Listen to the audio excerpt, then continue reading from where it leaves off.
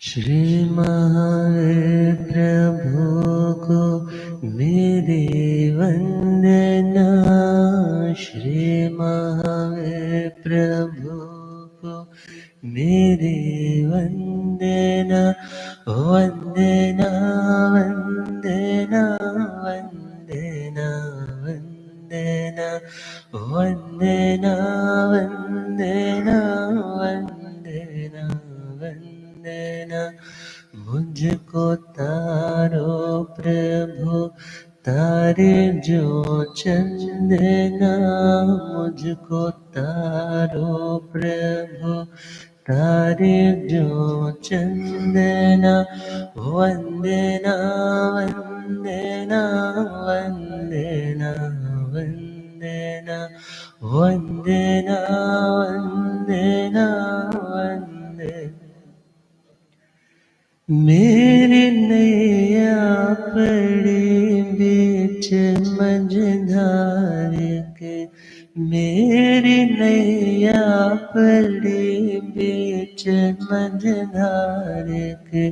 कौन अपना यहाँ बीच संसार के।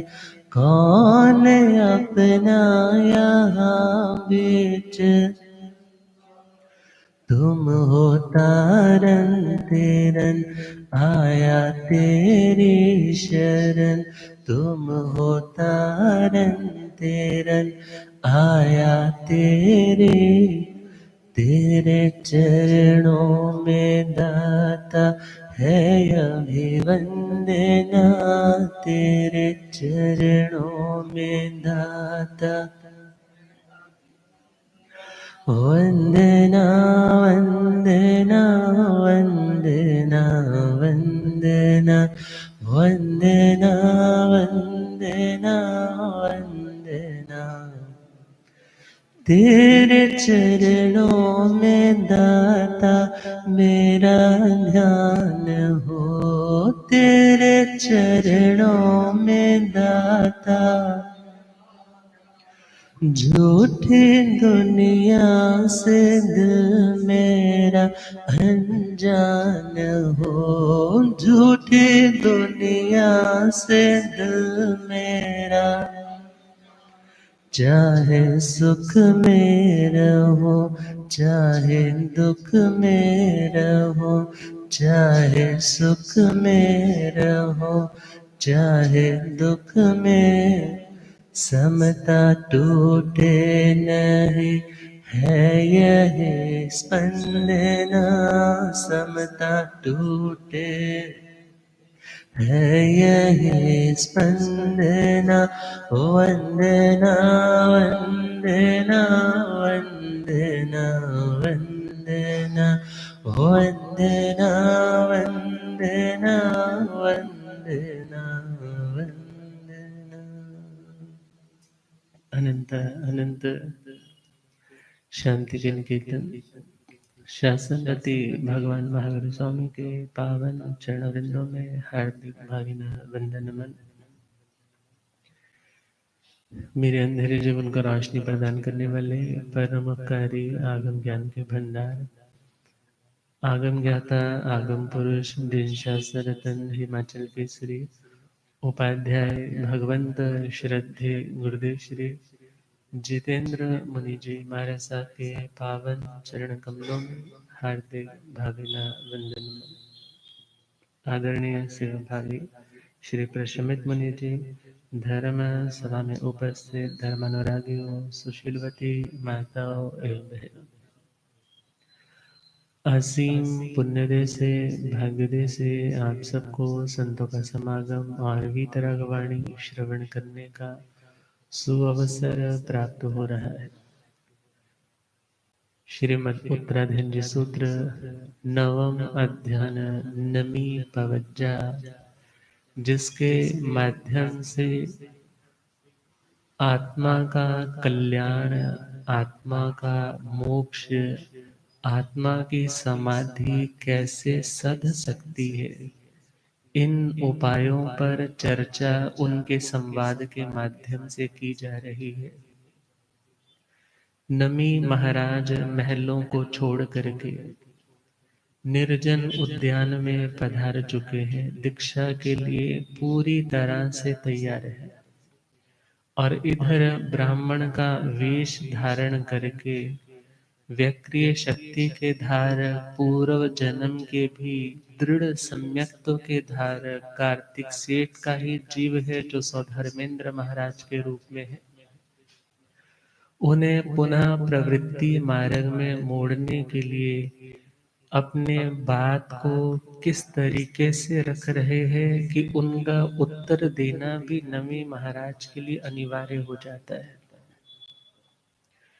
क्षत्रिय राजा को महल बनाकर पूरा बंदोबस्त करने के बाद ही अपना संन्यास आश्रम ग्रहण करना उचित है।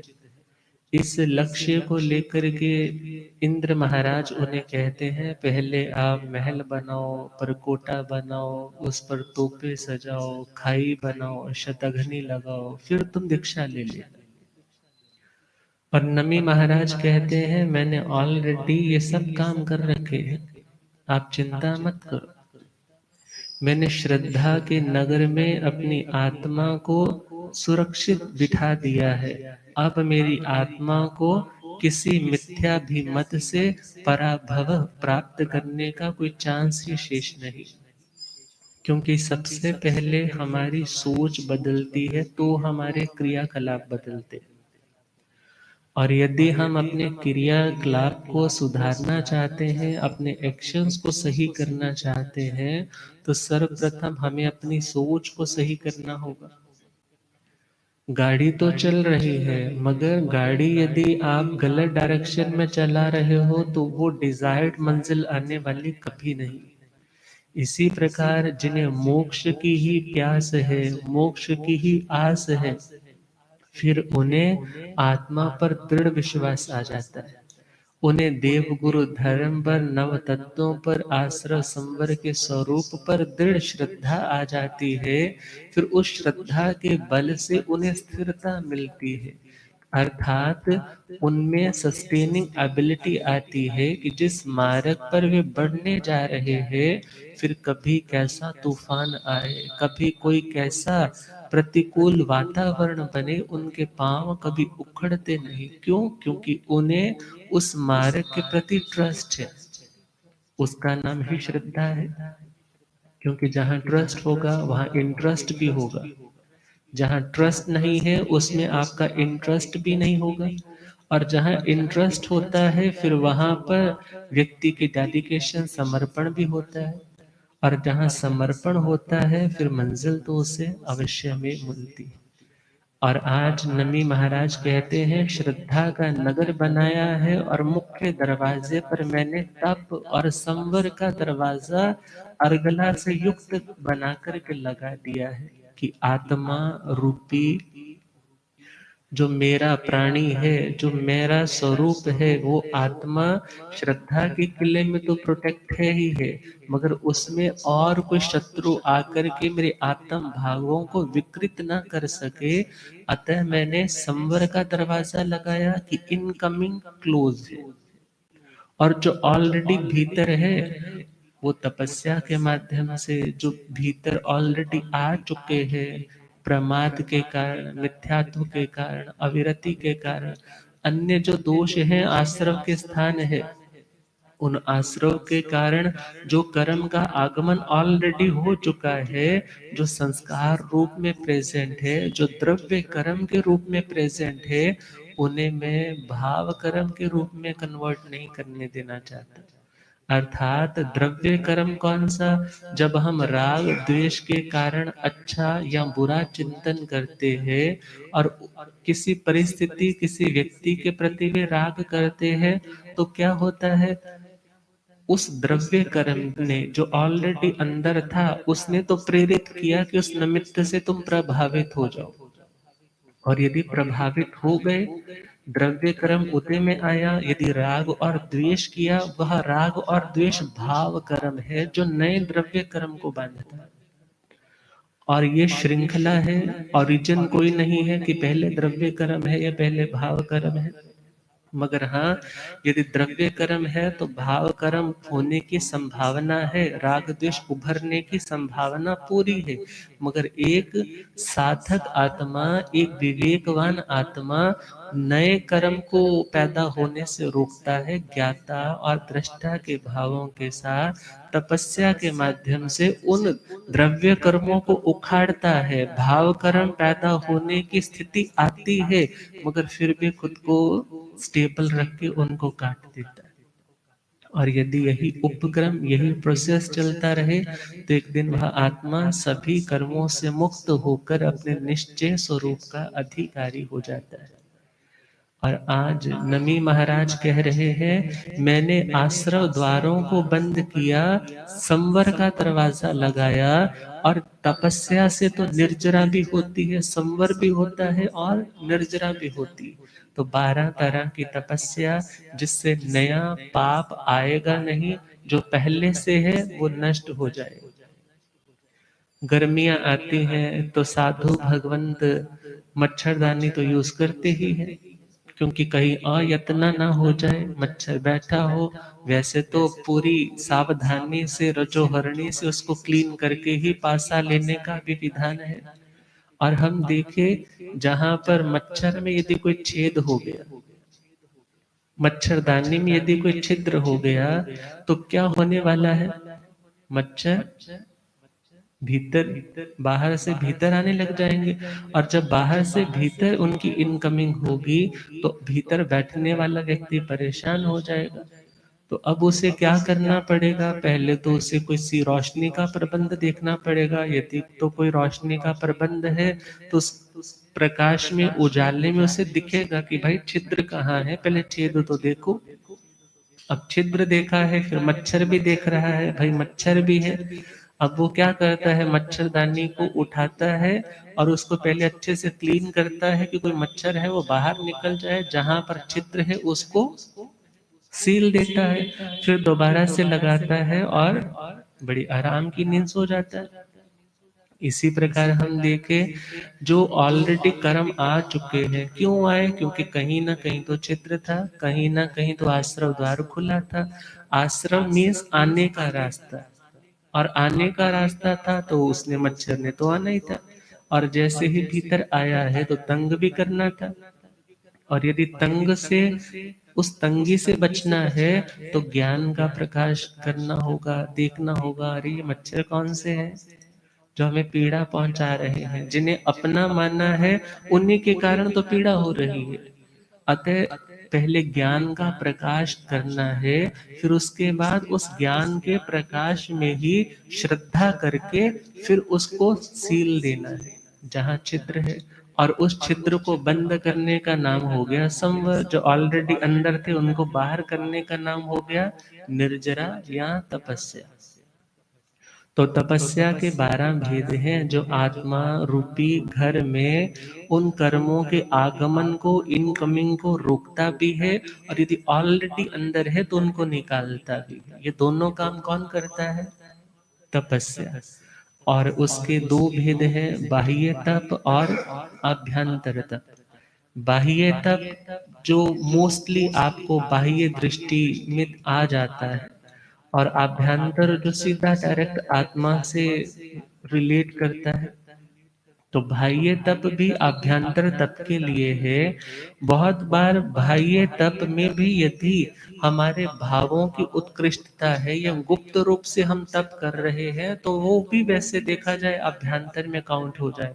मगर भगवान ने तपोमार्ग गति अध्ययन में दो भेद दिए हैं, पहला बाह्य तप और दूसरा अभ्यंतर तप। अभ्यंतर मतलब भीतर का, बाह्य का मतलब बाहर का। बाहर मतलब जो अन्य लोगों को भी समझ में आ जाता है, मगर जो मात्र आत्म दृष्टाओं को समझ में आता है वो अगले 6 भेद है।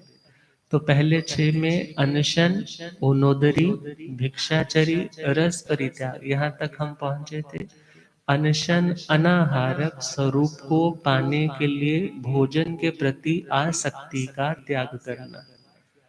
ओनोदरी अपनी उस अनाहारक स्वरूप की उपलब्धि के लिए धीरे धीरे उस भोजन की मर्यादा को उन उपकरणों की मर्यादा को, क्वांटिटी को कम करते चले जाए। और भावों से जो राग द्वेष है उन्हीं के कारण कषाय है, और उन कषायों को भी कम करते चले जाना। तीसरा पॉइंट बताया था भिक्षाचरी। भिक्षाचरी को वृत्ति संख्यान या वृत्ति संक्षेप तप भी कहते हैं, क्योंकि इसमें अभिग्रह विशेष धारण किए जाते हैं कि मुझे इस कंडीशन में मिले तो मैंने लेना, अदरवाइज मुझे ग्रहण नहीं करना। द्रव्य, क्षेत्र, काल और भाव। द्रव्य तो उस वस्तु मटेरियल से प्रयोजन है कि वो किस दशा में पड़ा है। उखित चरी, निखित चरी इत्यादि भेद आते हैं कि इस कंडीशन में भोजन पड़ा है तो लेना है। क्षेत्र, एरिया का वहां पर विधान आएगा, और काल, समय का, और चौथा पॉइंट है भाव का। इस भाव में दान दाता जो देने वाला है, उस दान दाता की उम्र का, उनके कपड़ों का, पहरावे का इत्यादि, उसके फिजिकल जेस्चर्स का, इसमें वो मर्यादा की जाती है कि वो व्यक्ति इस उम्र का हो तो लेना, इस कंडीशन में बैठा हो तो लेना। अर्थात यह तपस्या भी हमारी वृत्तियों को, जो दुनिया के प्रति बढ़ने वाली है, उन वृत्तियों को संक्षिप्त करने वाली है। कारण वैसे तो इस घर में ये मिल गया, ये भी ले लिया, उस घर में ये मिल गया, वो भी ले लिया। यहाँ मिल तो वही चीज रही है, मगर उस कंडीशन में नहीं मिल रही, अब उसको छोड़ दिया। अब यह छोड़ना, सामने वस्तु उपलब्ध है मगर फिर भी छोड़ना, उस आत्मा की संतोष वृत्ति को बढ़ाता है, और उसके साथ वस्तु के प्रति मोह को भी कम करता है। और जब ऐसे नियम लिए जाते हैं, इससे व्यक्ति का आत्म बल भी बढ़ता है, और जब आत्म बल बढ़ता है तब वह आत्मा जिंदगी में कुछ भी त्याग सकता है, जिसको बहुत चाहता था उसको भी छोड़ सकता है। और यदि छोटे छोटे नियम साइंटिफिक वे में, लॉजिक वे में नहीं समझे कि इनसे क्या प्रयोजन है, तो उस आसक्ति के कारण वो व्यक्ति अलग होगा, तो हम डिप्रेशन में चले जाएंगे। और यदि उससे बचना है, आत्मा के नेचुरल स्टेट में रहना है, शांति में रहना है, तो स्वाद पर भी विजय प्राप्त करनी है। अगला पॉइंट है, वस्तु मिल गई मगर भगवान क्या कहते हैं, उस वस्तु, उस पदार्थ के प्रति आसक्त मत बनो, क्योंकि आसक्ति में व्यक्ति उस वस्तु को बनने में जो पाप लगे हैं उनकी अनुमोदना करता है, और स्वाद के चक्कर में व्यक्ति अपनी नियम, अपनी मर्यादा को भी दांव पर लगा देता है। अतः इस पर भी नियंत्रण रखना। अब आगे बढ़े, पांचवा तप, काय कलेश। कौन सा था? काय कलेश। यहाँ काया का मतलब तो है फिजिकल। फिजिकल जो क्वाइल है, बॉडी है, उसका नाम है काया, शरीर। और कलेश का मतलब क्या है? कलेश का मतलब सामान्य भाषा में तो होता है दुख देना, मगर यहाँ पर इस काय कलेश तप का प्रयोजन है इस आत्मा को, किसको? इस आत्मा को देह के माध्यम से कष्ट सहने का अभ्यासी बनाना। कष्ट सहने का अभ्यासी बनाना, ऐसी प्रैक्टिस करना कि कभी कोई ऐसी प्रतिकूलता आए तब भी वह व्यक्ति शांत रह सके। अभी तो घर में हर कमरे में एसी है, और हर कमरे में एसी है, टीवी है, मोबाइल है, सब कुछ है। रूम में ही नौकर चाकर आपको हर चीज डिलीवर कर रहे हैं, पहुंचा रहे हैं, मगर हर समय वक्त तो एक जैसा नहीं रहता। कभी कुछ ऐसा हो गया, घाटा पड़ गया, अब उन सर्वेंट्स की भी छुट्टी करनी पड़ी, एसी का बिल भी बहुत आ रहा था, उस बिल की कटौती के लिए बोला एक ही कमरे में एसी चलेगा, बाकी सब एसी बंद कर दिए जाए। और यहाँ तक नौबत आ गई कि एसी भी उतारना पड़ा। अब जिस व्यक्ति को उन वस्तुओं की आदत हो चुकी है, वह व्यक्ति अब उनके बिना छटपटाता है, तड़पता है, मन उदास होता है, आंखें भर भर के आती है, हम यूं रहा करते थे, हम ऐसे रहा करते थे। मगर यदि उस आत्मा ने उन सुविधाओं में रहते हुए भी कष्ट सहने का कुछ अभ्यास किया होता है ना, तो आज उसे ऐसी परेशानी ऐसी परेशानी ना आती। ये परेशानी क्यों आई? क्योंकि उसने क्या सोचा कि मेरे को तो एवरीथिंग लुक्स येलो टू ए जॉन्डिस्ड आई, कि जिसको पीलिया हो रखा है उसको लगता है कि दुख तो होता ही नहीं है, और उसको तो सब कुछ पीला ही पीला दिखाई देता है। मगर समय कभी भी बदल सकता है, कर्म कभी भी बुरा उदय में आ सकता है। इस लॉजिक को भी लेकर के व्यक्ति को कष्ट सहने का अभ्यास करना होगा। और आगे बढ़े तो यदि एक ही व्यक्ति इतने सारे कंफर्ट भोगेगा, तो वह व्यक्ति अपना शेयर, अपना कंफर्ट का शेयर यदि उस व्यक्ति को नहीं देता, जिस व्यक्ति के पास कोई साधन नहीं, वह व्यक्ति सामाजिक अपराधी है। कैसा अपराधी है? सामाजिक, खुद तो सब ऐश कर रहा है, कमाया कहाँ से? लोगों से। मगर उसमें भी किसी का सहयोग जिसको चाहिए उसका नहीं कर रहा, तो फिर उसके ऊपर लोगों की नजर भी बुरी पड़ती है, उस व्यक्ति के पैसे में बरकत भी कम होने लग जाती है। चोर डकैतियां भी ऐसे लोगों को घेरने लग जाती है। क्यों? क्योंकि उस व्यक्ति ने जो मिला था उस कंफर्ट में से दूसरे का कंफर्ट का ध्यान नहीं रखा। आप तो बैठे हो बड़े आराम से, पैर पर पैर लगा चढ़ा करके। काम करने वाली बाई बोली जी मेरा बेटा बीमार है और उसके लिए पैसा चाहिए, और उस समय इंसानियत है तो व्यक्ति क्या सोचता है, नहीं भाई कुछ तो करना चाहिए, चलो कोई बात नहीं, सस्ते वाले हॉस्पिटल में ही सही, कम से कम मैं इसका खर्चा उठा लूंगा। और आप यदि बोलो नहीं नहीं हम नहीं करेंगे, और अपने बेटे की शादी आई तो यूं ही वेस्टेज में फूलों की डेकोरेशन पे हजारों लाखों चले गए, कितने सारे स्टॉल लगा दिए, और वो व्यक्ति देख तो सब कुछ रहा है। उस व्यक्ति के मन में आपके प्रति कोई दुआ के भाव नहीं आएंगे। कैसे भाव आएंगे? बद्दुआ के। और हमारे पास हर पल कोई ना कोई अवसर आता ही आता है कि हम ज्यादा से ज्यादा और लाभ कमा सके। करना क्या है, थोड़ा सा तो अपने शेयर को कम करना है ना। मेघ कुमार के जीवने पूरब में हाथी का रूप था ना, एक ही तो पैर उठाया था और प्राणी की रक्षा हो गई। इसको यदि ऐसे सोचे कि व्यक्ति को थोड़ा सा डिस्कम्फर्ट सहना पड़ता है मगर दूसरे का सहयोग हो जाता है। और यदि व्यक्ति इस काय कलेश का अभ्यास करे, लाइट है, सब कुछ है, पंखा भी है, एसी भी है, फिर भी क्या सोचे, आज मैं इस चीज का प्रयोग नहीं करूंगा, आज छत पर खुली हवा में नेचर के करीब रहने की कोशिश करूंगा। तो काय कलेश में अपनी इच्छा के द्वारा, अपनी इच्छा के द्वारा उस कष्ट को इनवाइट करके उसे समता के साथ मुकाबला करके उसको पराजित करके उस कर्म को नील किया जाता है। और उस समय जो आपकी ताकत लगी है और आप उसमें विजेता बने हो, उसने आपका कॉन्फिडेंस लेवल भी अपग्रेड किया है कि आप आने वाले भविष्य में भी कभी प्रतिकूलता आए तो आप उसका सामना कर पाओगे। और हम देखें इस काय कलेश तपस्या में और परिशह में इतना डिफरेंस है। परिशह तो अपने आप आता है, परिशह 22 तरह के परिशह है, वो तो अपने आप आते हैं। अपने आप का मतलब है आप यहाँ पुरुषार्थ नहीं कर रहे, मगर इस काय कलेश तपस्या में आप स्वयं पुरुषार्थ करके उन्हें इनवाइट कर रहे। और इस काय कलेश तप में भले सूरज की गर्मी है, सर्दी की आतापना है, सर्दी का वो कष्ट बड़ी समता से सहना कि मेरा आत्म स्वरूप है, मेरा शरीर स्वरूप नहीं है, अपना रूप देह रूप नहीं हो, मैं इससे भिन्न हो, और उसका अभ्यास करना। केश लोच भी किसका उदाहरण है, ये काय कलेश तप का।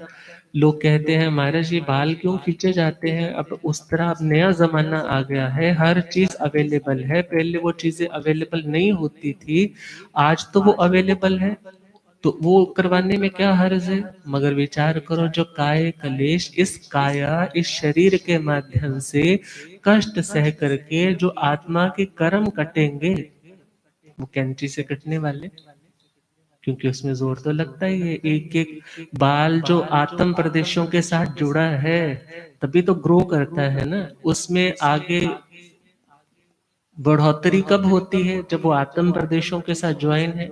और जैसे उसको निकाला जाता है, जड़ों से निकलते भी हैं मगर वेदना भी होती है क्योंकि आत्म प्रदेश से ज्वाइन है। उससे सिर्फ बाल नहीं उखड़ रहे, बल्कि यदि वह आत्मा यह चिंतन करे मेरे कर्मों के कर्म, जन्मों के कर्म उखड़ रहे हैं, और भेद विज्ञान का यह सर्व उत्तम, सबसे उत्तम देखा जाए तो एक लाइव एग्जाम्पल है उसका अभ्यास करने का। और हम इसमें देखिए अलग अलग आसनों में बैठने का विधान है। अलग अलग आसन जैसे गोदूह आसन है, लक्कड़ आसन है इत्यादि, जिनमें कष्ट रहता है, मगर उस कष्ट को हम क्यों सह रहे हैं? इस काया को साधने के लिए, कि जब ध्यान की अवस्था में जाना है, चिंतन की अवस्था में जाना है, यदि शरीर की और ही बार बार डिस्ट्रैक्शन होती रहेगी तो कंसंट्रेशन नहीं बन पाएगी, वो एक रस नहीं मिल पाएगा। और उसे पाना है तो देह को साधना होगा, और देह को साधने के लिए इस काय कलेश तपस्या का विधान किया। वैसे तो अन्य लोग भी करते हैं जिनके पास सम्यक दृष्टि पड़ा नहीं है, वृक्षों पर उल्टे लटक करके, आग जला करके, मगर जहां जीव दया की प्रधानता है, किसी को किसी भी रूप में कोई वेदना, कोई तकलीफ देने का प्रयोजन नहीं, मात्र जो इस आत्मा ने दूसरों को कष्ट पहुंचा करके कर्म बांधे थे, वो कष्ट तो कभी ना कभी तो सहने ही है, मगर वो आए उससे पहले हम स्वयं उनको जागृत करके, उनको समता से भोग करके काट ले। इसका नाम है काय कलेश तपस्या, और ये बाहर से दिखाई देती है, इसलिए इसे क्या बोला है? बाह्य तपस्या। मगर इन सबका प्रयोजन क्या है? अभ्यंतर तक पहुंचना, आत्मा के कर्मों को तोड़ना। तो काय क्लेश अगला तप है प्रति संलीनता। कौन सा नाम है? प्रति संलीनता। एक शब्द है लीनता, लीन हो जाना। लीन हो जाना मतलब खो जाना, खो जाना मतलब एक रूप हो जाना। आपने यदि कपड़े को पानी में डाला है तो कपड़े ने पानी को एब्जॉर्ब कर लिया। आपने यदि पत्थर को पानी में डाला है तो थोड़ी सी कोटिंग हुई है उसके ऊपर, मगर जैसे ही बाहर निकाला हवा लगी और वह सूख गया। आपने यदि एक मिश्री की डली को पानी में डाला तो उसमें घुल गया, उसमें लीन हो गया। बहुत बार बच्चे वीडियो गेम खेल रहे होते हैं मोबाइल पे, या कोई वीडियो देख रहे होते हैं, घर में कोई बड़ा आ गया या संत ही पधार गए, उसको माँ बोलती है बेटा महाराज जी को वंदना कर, आ गया, मगर वो बस देख रहा है, देख रहा है, उसको कुछ नहीं पता कौन आया और कौन नहीं आया। क्यों नहीं पता? क्योंकि वह ऑलरेडी किसमें लीन है, किसमें खोया है? उस मोबाइल। और जो व्यक्ति दुनिया के विषयों में लीन है, आत्मा हमारी कभी शब्द में, कभी गंध में, कभी रूप में, कभी रस में, कभी स्पर्श में, उन विषयों में लीन है, मगर सामान्य रूप से लीन नहीं, बल्कि संलीन। संलीन का मतलब है और ज्यादा गहरी, सम्यक रूप से, अर्थात पूरी तरह से, होल हार्टेडली उसका ध्यान कहाँ है, उसका फोकस कहाँ है? उसी पदार्थ में। मगर उस आसक्ति को, उस लीनता को तोड़ने का नाम क्या है? प्रति संलीनता। जैसे कूल और प्रतिकूल, अनुकूल और प्रतिकूल। अनु का मतलब, अनुकूल का मतलब क्या होता है? कूल का मतलब होता है किनारा। कूल का मतलब क्या होता है? आप बोलोगे नहीं महाराज कूल का मतलब बड़ा शांत, बड़ा बढ़िया आदमी, बोलते बड़ा कूल ठंडा आदमी है, मगर संस्कृत में चले तो कूल का मतलब क्या है? किनारा। और अनुकूल का मतलब है मेरे इस किनारे वाला, अर्थात जो हमारे पक्ष में है उसे हम बोलते हैं ये अनुकूल है। और जब कोई व्यक्ति हमारे इस पक्ष को छोड़ करके दूसरे पक्ष में चला जाए तो क्या बोलते हैं? ये प्रतिकूल हो गया, ये व्यक्ति मेरा प्रतिपक्षी हो गया, मेरा द्वंद्वी बन गया। अर्थात एक अनुकूलता और दूसरी प्रतिकूलता। और हम बात कर रहे हैं प्रति संलीनता। एक तो है उसमें संलीनता, और प्रति संलीनता का मतलब संलीनता का विपरीत, संलीनता का उलट। ध्यान लगा था दुनिया के कामों में, दुनिया की आसक्ति में, मगर वहां से लौटा करके किसमें किया ध्यान? अपनी आत्मा में, अपने स्वाध्याय में, अपने हर उस क्रिया में जो आत्मा को कर्मों के बंधनों से मुक्त करने वाला। बच्चा पढ़ रहा है, किताब देख रहा है, मगर इतने में माँ आ गई और माँ ने क्या देखा कि बच्चा पढ़ाई किताब तो खोल ली है मगर उसका ध्यान तो सामने टीवी पर है। अब माँ क्या बोलती है, बेटा सामने टीवी लगाओगे तो ध्यान तो भटकेगा ही, क्योंकि अभ्यास ज्यादा क्या है इन इंद्रियों के विषयों का, इसलिए वो टीवी भी बंद कर देती है और क्या बोलती है, बेटा पूरा ध्यान कहाँ लगाओ, अपनी इस किताब में। अर्थात हमारा जो फोकस, हमारी जो इंद्रियां बाहर की ओर गई थी, उन्हें पुनः वापस अपने काम पर लेकर आना, उसका नाम है प्रतिसंलीनता। और यह भी तपस्या है, जोर लगता है। आप सपोज समाज में बैठे थे और नीचे से बैंड वालों की बारात निकली और उनका तो बड़ा म्यूजिक भी, कोई नया गाना जो बड़ा हिट हो रहा है उसकी धुन बज रही है, और इधर से आप तो भक्तामर या कोई स्तोत्र पढ़ रहे थे और आपका वो सारा ट्यून क्या हो गई, उसके साथ चलेगी। आप वो गाने की तर्ज, अपना दोहा भूल गए, अपना छंद भूल गए और उसके साथ मैच होने लग पड़े। मगर उसी टाइम आपको याद आया, अरे नहीं नहीं भाई, इसके साथ बहना नहीं है, वापस लौट। और वापस लौट करके अपने उसी लक्ष्य की ओर अपने ध्यान को फोकस करना, अर्थात वहां से लौटा करके लेकर आने में जोर तो लगता है। अब बच्चा मेले में गया है या किसी, मेला तो आजकल पुरानी बात होगी, किसी मॉल में गया है, मेले से अब मॉल में शिफ्ट हो गया, अब मॉल में गया है तो कहता मुझे ये भी लेना, मुझे वो भी लेना है। बच्चा तो उस वहां पर पहुंचा है लेने के लिए, मगर माँ क्या बोलती है, हमें ये हाथ पकड़ करके ले आती है, फिर साथ साथ चलाती है। इसी प्रकार जो हमें नहीं लेना, जो हमारी आत्मा के हित में नहीं है, वो ज्ञान हमारी माँ के समान, वो आत्म भाव माँ के समान और बच्चे के समान हमारी अज्ञान दशा। अब जब हम उसको पकड़ करके लेकर आते हैं ना, वो छटपटाता है, वो रोता है, प्रोटेस्ट करता है, नहीं मुझे लेना है, मैं यहीं लेट जाऊंगा, मैं यहीं रोता रहूंगा। परंतु वो माँ यदि मजबूत है ना, तो उस बच्चे को सुधार लेगी, पुनः अपने मार्ग पर ले आएगी, क्योंकि वो जानती है इसके लिए क्या अच्छा और क्या बुरा। और यदि जो बुरा है वो भी देती रहेगी तो बच्चा हेल्दी होने वाला नहीं।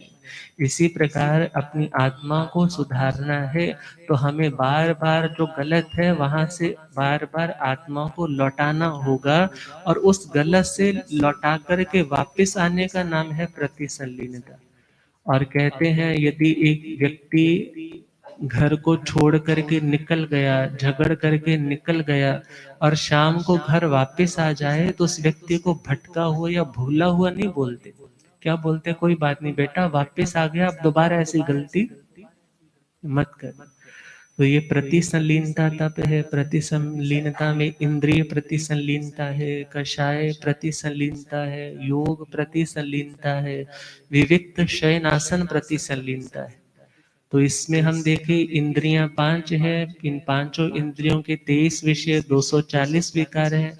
तो हम सिंपल वे में समझे कि जो जो इंद्रिय, जो जो हमारे सेंस ऑर्गन्स जिस जिस वस्तु पदार्थ को ग्रहण करने में समर्थ है, और यदि उनमें आसक्त होने जा रहे हैं, राग या द्वेष करने जा रहे हैं, वहां से हटा करके अपनी आत्मा को पुनः अपने स्वभाव में लेकर आना, ये प्रतिसंलीनता, इंद्रिय प्रतिसंलीनता। कषाय प्रतिसंलीनता, जब क्रोध का आवेश है, लड़ने के लिए, झगड़ने के लिए, मारने के लिए, पीटने के लिए, खुद का नुकसान करने के लिए चलने लगे थे, बोलने लगे थे, मगर उसी टाइम जैसे कोई घर का कोई बच्चा किसी बड़े से उलझ पड़े, तो माँ क्या करती है, उसको पकड़ करके ले आती है, बेटा तू कमरे में चल, तेरे को इनके साथ बोलना। अर्थात कषाय आ रहे हैं, क्रोध, कभी अभिमान, कभी छल कपट के भाव, कभी लोभ के भाव, वो मुंह उठा करके चल रहे हैं, मगर उन्हें पकड़ करके फिर दोबारा से उसी कमरे में, नहीं तुझे ऐसा नहीं करना। और थोड़ी देर के बाद उसको समझाने बुझाने के बाद वो शांत भी हो जाता है, समझ भी जाता है। और उसे समझाना जोर तो लगता है, वापस लेकर के आना जोर तो लगता है, ये जोर ही तो कर्म काटता है। और जहाँ जोर नहीं लगता वहां निर्जरा भी थोड़ी होती है, मगर जहाँ जोर भी अधिक लगता हो और फिर समाधि में आना पड़े तो उस तपस्या में निर्जरा भी विशेष होती है। अठाई में जोर तो लगता है, भूखे रहने में भी जोर लगता है, सामने तो लोग पूड़ी डोसा बर्गर पता नहीं क्या कुछ खा रहे हैं, मगर अपने मन को नियंत्रित रखना जोर तो लगता है। मगर इससे भी ज्यादा जोर कब लगता है, जब व्यक्ति कोई प्रतिकूल बात बोल रहा है जो हमने की भी नहीं, वो ऐसी बात बोल रहा है, मन दुखी हो रहा है और मन झगड़े के लिए तैयार हो रहा है, मगर ऐसे समय में भी खुद को रोक करके शांत रखना, जोर लगा ना, बहुत ज्यादा लगा। और इस जोर में कर्म भी बहुत कटे। तो यह कौन सी प्रतिसंलीनता, कषाय प्रतिसंलीनता। अभिमान के भाव आने लगे, अरे मैं तो बहुत बढ़िया हो गया, लोग तो मेरी बहुत प्रेज करने लग पड़े, मेरे में तो बहुत क्वालिटीज है। मगर इससे क्या होने वाला है, यदि व्यक्ति अभिमानी बनेगा तो वह व्यक्ति दूसरों का तिरस्कार करने चलने लग जाएगा। और यदि उस तिरस्कार से बचना है तो हमें क्या सोचना होगा, कि आत्मा दुनिया में ऐसी ऐसी बड़ी बड़ी पर्सनैलिटीज बैठी हैं जिनके पास तुम्हारे से कई गुना ज्यादा है, मगर उनमें अहम की बदबू नहीं आती।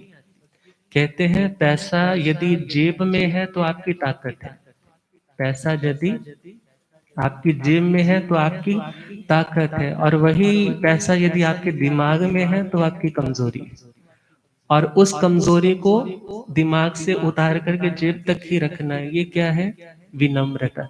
और जब व्यक्ति वो अपनी जुबान से अपनी बातें अपनी बड़ाई करने लग जाए, इसका मतलब क्या है, तो व्यक्ति अभिमान का शिकार हो रहा है। और उसको भी कम करना ये भी तपस्या है। छल कपट का भाव आया, मैं उसको ऐसे ऐसे फंसाऊंगा, उस व्यक्ति को यूं यूं इसमें षड्यंत्र में उसको ट्रैप करके वो व्यक्ति भी परेशान होगा, उसने मुझे कभी किया था। तो विचार करना, ऐसे भाव आए भी तो भी क्या सोचे, हे आत्मा उसने मेरे साथ बुरा किया, मेरा कोई कर्म होगा, वो कर्म कट गया, तो नया कर्म क्यों बांध रहा है, क्यों दूसरे को पुनः उस साजिश का शिकार बनाने चला है। रुक जा, तुझे ऐसा नहीं करना। आप रुके, जोर लगा, मन बार बार पॉपकॉर्न की तरह उछल रहा है, नहीं नहीं तू कर दे तू कर दे तू बोल दे, तेरा क्या जाता, अपने आप उलझते रहेंगे।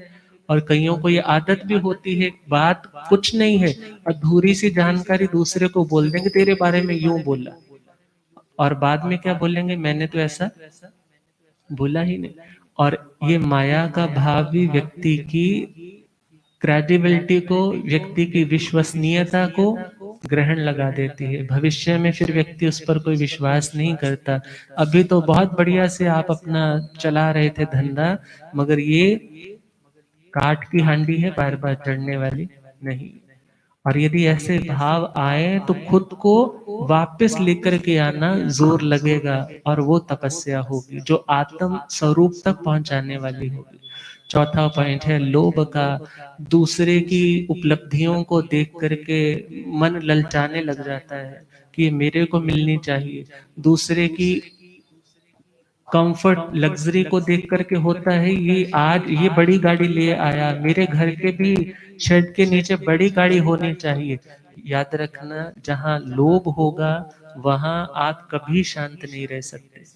और यदि आप अपनी उन आवश्यकताओं में सिमटे हो और खुद आत्म प्रसन्नता की अनुभूति कर रहे हो, तो आपको कंपैरिजन करने की क्या पड़ी है, आपका काम बहुत अच्छे से चल रहा है, फिर दुखी क्यों होना।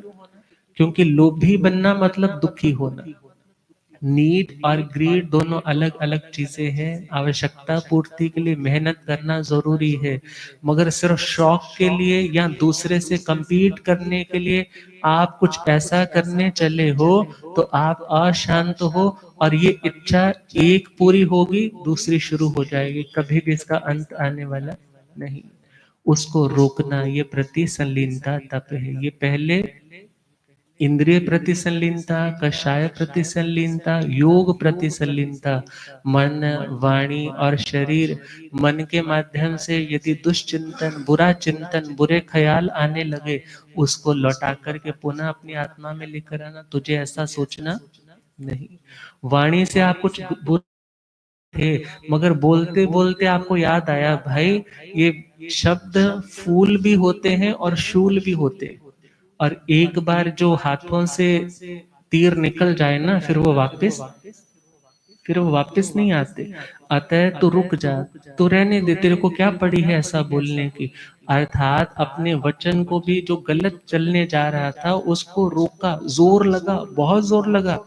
आपको पता सब कुछ था, आप अभी एक बहुत बड़ा ब्लास्ट कर सकते थे, मगर आपने क्या सोचा, हे आत्मा, तुझे अपने कर्मों के ढेरों के ढेर उनको ब्लास्ट करना है, तो तुझे दूसरे को ब्लास्ट करने की जरूरत, तुझे अपने वचनों के माध्यम से दूसरों के घरों को उजाड़ना नहीं है, बल्कि तुझे अपने स्वभाव में रहना, कर्म का फल मिलेगा, जो करेगा उसको मिलेगा। फिर तू क्यों उधेड़ बुन में बैठा है कि मैं ऐसा कर दूं, मैं वैसा कर दूं।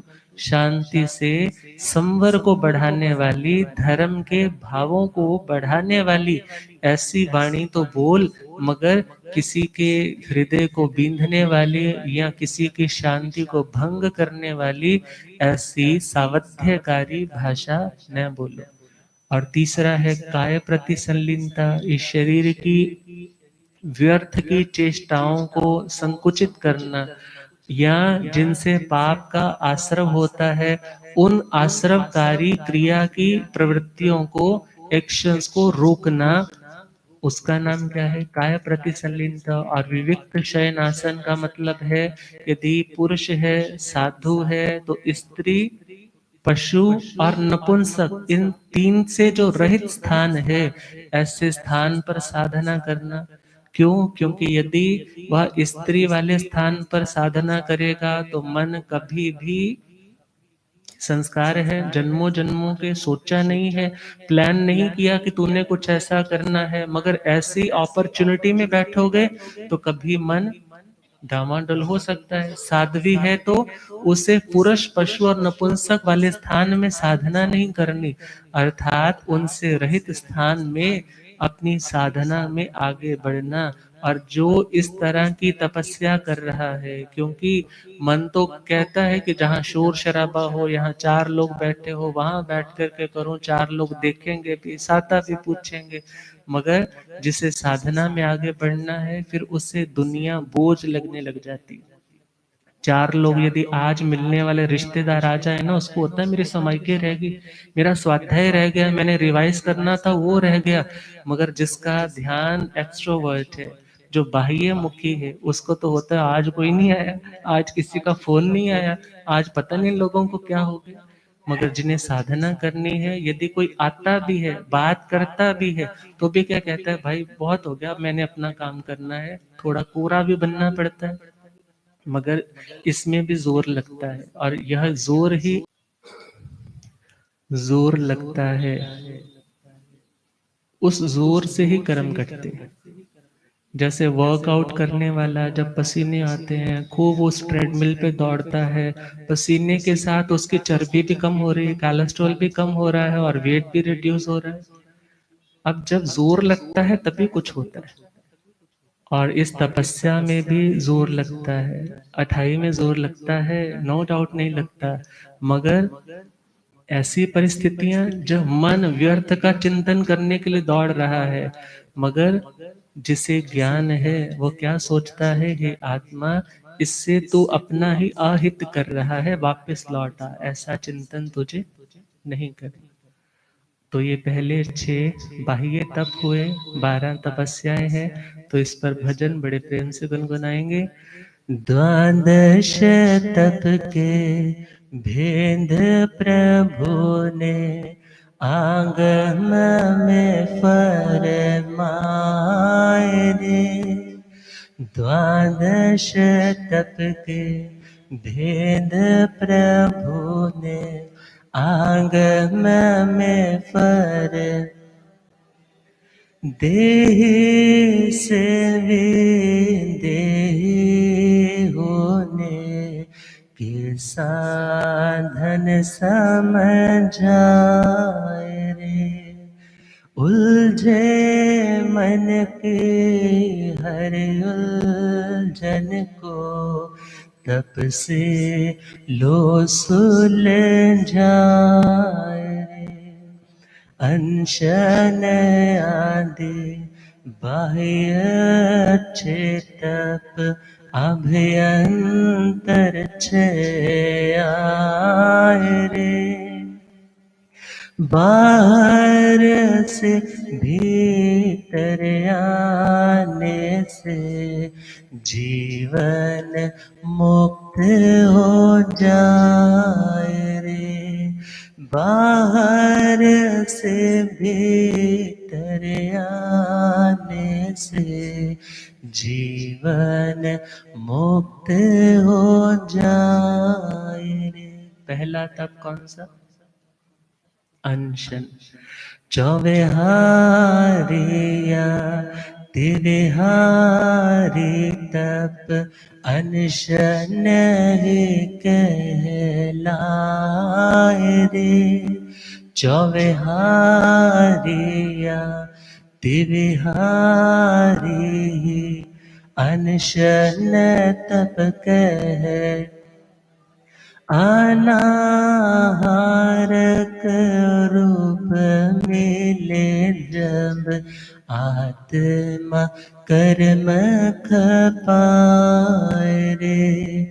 अनाहारक रूप मिले जब आत्मा कर्म दूसरा उनोदरी। गम खाने और गम खाने से उनोदरी हो जाए रे। धीरे धीरे साधना बढ़ती साधन भी छूट जाए रे। धीरे धीरे साधना बढ़ती साधन भी अपना पराया छोड़ जो भिक्षा यतना से ले आए रे। अपना पराया छोड़ जो भिक्षा यतना से ले आए रे। लाभ अलाभ में समता योगी भवसागर तीर जाए रे। भवसागर तीर। भोजन लेने को गया तो भी तपस्वी, नहीं मिला तो भी तपस्वी, और यदि भोजन आ गया कर रहा है और रस परित्याग करके कर रहा है तो भी तपस्वी। तो क्या कहा? यदि साधु भोजन ले तो भी तपस्वी, और यदि ना ले तो भी तपस्वी। पहले भोजन के समय स्वाद नहीं, और स्वाद नहीं तो प्रमाद नहीं, प्रमाद नहीं तो कर्म का बंधन नहीं। तो क्या बोला? निंदा प्रशंसा से जो पर समता रस से खाए रे। भोजन के रस छोड़ चले जो आत्मा रस को पाए रे। भोजन के रस छोड़ चले हो आत्म रस हो जाए रे। पांचवा तप काय कलेश। कौन सा तप? काय कलेश। और भगवान कहते हैं देह दुखम महाफल। यदि यह देह कष्ट सहिष्णु, कष्ट सहने का अभ्यासी बनता है तो महाफल अर्थात महानिर्जरा होती। क्या लिखा? देह दुख महाफलम ही संता योगी बनाए रे। सर्दे गर्मी लोच के परशः आत्म रूप जगाए रे। सर्दी गर्मी लोच के अनुभव आत्म रूप जगा। छठा तक प्रतिसल्लिता। मोड़े मुख विषयों से अपना चंचल मन समझाए रे। अपादंतो सुही हुई आत्मा हर पल गाए रे। आत्मविजेता दुख हर लेता आत्मा हर पल गाए। आत्मा क्या चिंतन करता है कि जो खुद को समझा लेता है फिर उसके ऊपर दुनिया वाले अनुशासन नहीं करते, और जो खुद को अनुशासित नहीं कर पाता फिर दुनिया की गुलामी में उसको आना पड़ता है। तो ये पहले 6 वेद द्वादश तप के भेद प्रभु ने आगम में फरमाए रे। उलझे मन की हर उलझन को तप से लो सुलझाए रे। उलझे मन के हर उलझन को तप से लो सुलझ।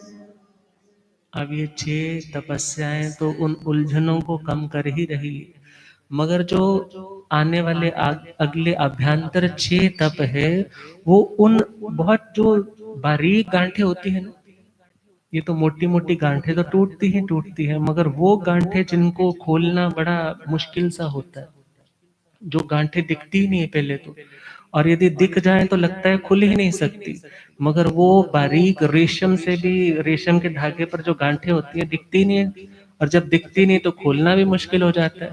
तो ऐसी राग और द्वेष की ग्रंथियां जो भीतर है उनको जब खोलता है तब रिलैक्स होता है, और उनकी विशेष साधना अगले इन विशेष 6 तपों के माध्यम से होती है। तो कल